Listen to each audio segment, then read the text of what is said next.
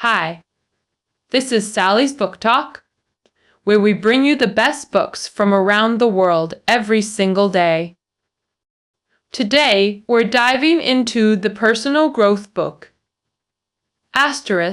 Leap asterisk. When it comes to self-improvement, every driven person has pondered this question. How does one truly become exceptional? Most answers boil down to one word: hustle. Sounds reasonable at first. These answers align with our age-old belief: no pain, no gain. But is this really the case in reality? The author, Guy Diane, shares his parents' life story to challenge this assumption. They were hard-working, principled intellectuals of their generation. Yet they watched unreliable friends multiply their salaries 1,000-fold through property investments, a bitter pill to swallow. This harsh reality confronts many diligent people, their efforts never proportionally rewarded, their daily progress never compounding as promised. Where's the disconnect? Having transformed from English teacher to Beck-lead author, then renowned career coach, Guy Diane knows true breakthroughs. After thousands of career consultations, he found success doesn't always favor the hardest workers. Nor do strugglers necessarily lack diligence. Their life-sustaining efforts often match others' intensity. Like it or not, this is reality's ruthless game, a sobering truth. If effort doesn't guarantee victory, how do we play this game? Hold that thought. The book's subtitle reveals the answer: the technology of becoming exceptional. These 7 words imply true mastery. Isn't just sweat, it's strategic craftsmanship. Being technical means it's replicable and pattern-driven. This revelation mirrors martial arts tales where a novice becomes master through secret techniques. Like discovering ancient martial arts, manuals that help unlock extraordinary growth. For many, this book is exactly that kind of breakthrough manual. Unlike traditional self-help books, it moves beyond raw effort and talent, teaching you to leverage external resources and societal trends to master personal growth fundamentals. The book contains 29 modules across 400+ pages, totaling around 200,000 characters. Today, we'll simplify it through 3 key dimensions. These dimensions are master's positioning, master's touch, and master's mindset. Through dissecting these approaches, we aim to help you achieve personal leapfrogging. First, let's discuss master's positioning. The difference between average people and masters isn't huge. The latter just do one extra thing. That critical difference: leveraging trends and platforms to amplify their efforts. This single factor becomes the watershed between ordinary and exceptional. Remember, only when your ladder leans against the right wall does climbing matter. Masters never rush to start before fully assessing the terrain. They patiently identify the most advantageous positions. You might ask, how do masters identify golden opportunities? Guy Diane proposes the headquarters strategy for this challenge. What does that mean? Categorize social competition into high-low value dimensions and personal competence into strong-weak advantage dimensions. Visualize these, creating a 4-quadrant matrix in your mind. Quadrant 1, high value and high advantage. The elite vanguard riding market trends. Examples: top students at elite schools, lead actors in hit shows, star employees at industry leaders. Quadrant 2, high value and low advantage. The fat tail zone. The fat tail area represents secondary contenders in valuable fields. Examples: underachievers at top schools, background characters in popular dramas. Quadrant 3, low value and high advantage. Niche kings ruling small hills. Examples: key players in small companies, champions in obscure fields. The last zone combines low value and low advantage, a dangerous desert that's small yet unforgiving. Like marginal employees in small companies or non-core positions in peripheral industries, seemingly comfortable with low competition. But prolonged stay leads to severe skill deterioration. Alright, we've covered all 4 zones. Which zone do you think you're in right now? Masters operate exclusively in the head zone.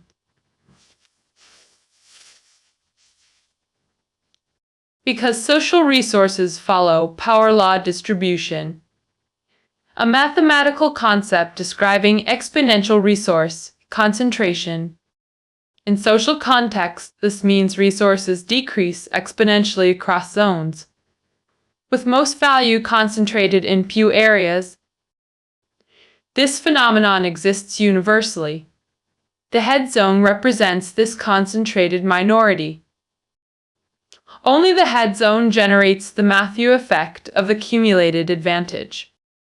Everyone knows Mount Everest, but can you name the second highest peak? We remember Neil Armstrong, but who came second minutes later? Data shows the head attracts 40% attention, with second place halved to 20%, third halved again below 10%. These numbers reveal how crucial head zone positioning is for impact. The book shares a story from the author's New Oriental days.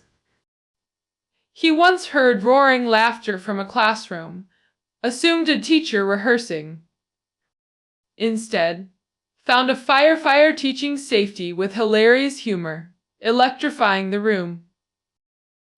Gideon observed, amazed at how this firefighter rivaled 6 figures Lowerly teachers in teaching skills. But he lacked industry positioning. Had he taught English vocabulary instead of fire safety, he could have been an industry dark horse. Your success depends not just on ability, but strategic positioning. Think about ordinary people around you who mastered positioning. They're not heirs or schemers. Their starting point was similar to yours. But by securing head positions like New Oriental teachers did, they multiplied earnings. The headquarters strategy is master's secret weapon. Its effectiveness lies in resisting fleeting trends while identifying true opportunities. Discovering your golden path requires meticulous verification. True head zones often contradict intuition and human nature. Many mistake popular trends for head zones. The book shares a case. A friend wanted to copy Jobs and Zhang Rolong's product philosophy. Gideon bluntly said this approach would fail. Herd mentality dominates hot industries. Real head zones aren't about chasing trends, but building on existing strengths. Top influencers like Lepong and Mai Ming leveraged traditional media experience into new media success. Smart strategy. Focus on accessible, actionable domains within your reach. Valuable decisions feel counterintuitive. They fight our instincts. If in small team, Aim to become team's top performer first. Small city entrepreneurs dominate local markets through focus. Startups master activation of first 1,000 users. Couriers become area's top performer before scaling. Can't win main battlefield. Dominate secondary arenas through specialization. Stay within your competence zone and never underestimate these specialized tracks. Even small systems have massive head effects. Becoming king of small ponds is the shortcut to becoming Phoenix leader. Mastering first head zone principles reveals the second truth. Valuating trumps personal strengths. Most career guides emphasize building on personal strengths and passions. Love what you do. This is empty rhetoric that sounds good, but fails practically. A good singer quitting to pursue music might become industry's weakest link. Let's learn from real cases. A veteran programmer returning home initially took coding gigs with limited success. He discovered clients focused more on digital transformation than pure programming. Leveraging big city experience, he joined agricultural Oakmuck, replaying urban trends in rural markets. Within years, he became the field's top manager, achieving career leapfrogging. True masters temporarily set aside strengths to prioritize head value. Trusting skills can be developed later. But how to accumulate? This brings us to master's questions. Most approach skill building with anxiety-driven efforts.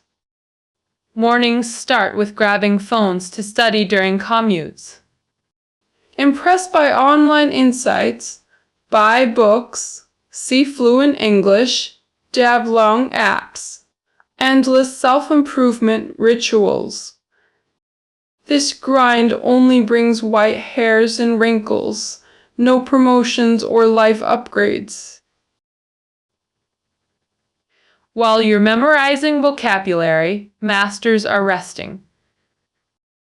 While you're consuming dry knowledge, masters are resting. While you hoard book lists, masters keep resting. Your hustle vias their strategy. When it comes to the real test, masters still knock you out effortlessly. Frustrating, isn't it? But don't despair yet. You're only seeing half the picture. In this era of information overload, true competition lies not in whether you learn, but how you learn, like masters. Their edge comes from cognitive efficiency. Learning less, but better. How's this possible? Like Cheng Yongjin's 3-act strikes that made him legendary through focused mastery. Master's first technique: identifying knowledge sources. Modern information intake exceeds annual historical consumption, but most lacks real substance. Knowledge exists in 4 tiers. First-hand. Original research papers, academic journals, cutting-edge data. Second-hand. Brimakeyed interpretations like authoritative textbooks. Third-hand. Popularized books with diluted concepts. Fourth-hand. Emotional clickbait articles privatizing virality. Most people cycle through third, fourth-hand knowledge, limiting cognitive growth. As Ziza said, how can the pond stay so clear? Because fresh water flows from its source. Learning at the source outpaces most. For true mastery, adopt the second technique, cross-border networking. Networking here means klimata, learning versus isolated study. When examining historical patterns, humanity's three greatest knowledge explosions resulted from cross-disciplinary collaboration. First occurred during China's Warring States period. Feudal lords hosted scholars for brainstorming sessions, creating the 100 schools of thought. Second, emerged in ancient Athens. Mediterranean trade hub fostered daily debates among Socrates, Plato, and Aristotle. Third, blossomed in Renaissance Italy. Trade wealth attracting Da Vinci, Michelangelo, and Galileo, sparking cultural rebirth. Why do geniuses cluster in specific eras? Because brilliance multiplies through collaborative learning and mutual inspiration. Conducive environments naturally create genius clusters. No genius transcends their historical context completely. This collaborative environment embodies Gideon's networked learning concept. Interconnected minds amplify insights exponentially, enabling quantum leaps in understanding. Today, knowing where knowledge resides matters more than memorizing facts. Embed yourself in social networks. Polish knowledge modules. Exchange with others. Integrate into personal systems. This defines cross-border networked learning. We've covered source identification and networked learning. Now the final technique: problem-centric learning. Most learning manuals emphasize building personal knowledge systems. This advocates growing your knowledge tree, core, values as trunk, specialized branches as leaves. The stronger this tree grows, the greater your competitive edge. In today's information-saturated world, where everyone Googles answers, knowledge trees have become less crucial. What if over-specialization leads to narrow vision and weak cross-domain competitiveness? The solution: replace knowledge trees with question trees. List your core challenges first.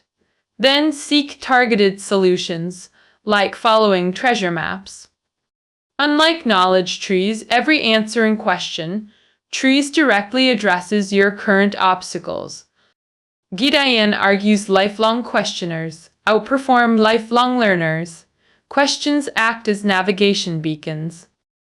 The three mastery techniques: source identification, cross-border networking, and problem-centric learning. You might ask, does this actually work? Asterisk leap. Asterisk itself exemplifies these methods. Its creation used all three axes. Previously, Gideon wrote in isolation like a hermit. Now he networks with professors, product managers, doctors, editors, and reading club founders. Daily morning questions in their group fuel discussions. Your biggest life leap. Historical mental models supporting leap theory. Members mine source materials throughout the day. Evening brainstorming sessions. Synthesize these findings.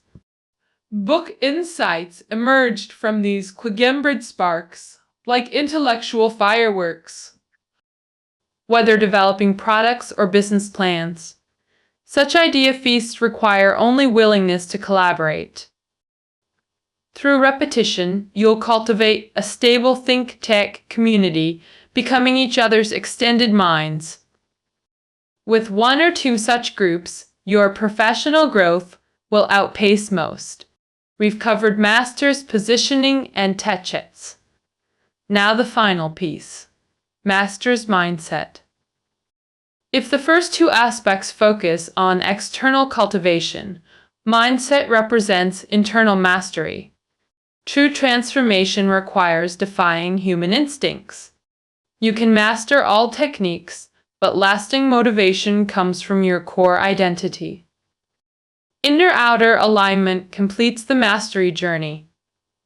Like the sweeper, Monk said in Demi-Gods and Semi-Devils, your wisdom determines your power. What inner qualities do modern social climbers need? 3 essential suggestions from the author. First, focus. Merely occupying head positions isn't enough. Sustained focus is key. Time and energy are your troops. IQ, EQ, your firepower. The smarter you are, the more distractions you'll face. Early success breeds complacency. Focus. Third-rate masters rely on effort. Second-rate on skill. First-rate on focus. Maintain discipline after securing advantage. Like Apple's minimal product lineup. Second, openness. Remember top students hoarding study materials. They view success as zero-sum competition. This scarcity mindset contradicts networked learning principles. Information isn't depleted when shared. It multiplies through connections. Your openness determines your ultimate reach. Long-term winners embrace openness. Third, strategic slowness. You heard right. Slowness as cultivation. But in a world of abundant resources and complex games, slowness truly matters more than agility. Imagine adjusting shower temperature with 2 knobs. Initial settings never satisfy. Too cold, turn up heat. Still lukewarm, increase hot water flow. Seconds later, you jump back, scalded. Frantic cold water adjustment brings no instant relief. This mirrors real-world systems. Long pipes mean delayed temperature changes. Systems and people have response lags. Complex systems demand longer feedback cycles. Slowness prevents short-term gratification traps. This is the master's composure. That concludes today's discussion on *Leap, an essential growth manual worth reading. We first explored positioning strategies, then emphasized broadening perspectives beyond mere effort to identify personal head zones. Next, techniques for effective learning, thinking within head zones, using 3 core methods. Finally, the mindset, focus, openness, and strategic slowness determine ultimate success. That's our *Leap, * breakdown. Check notes below. See you tomorrow.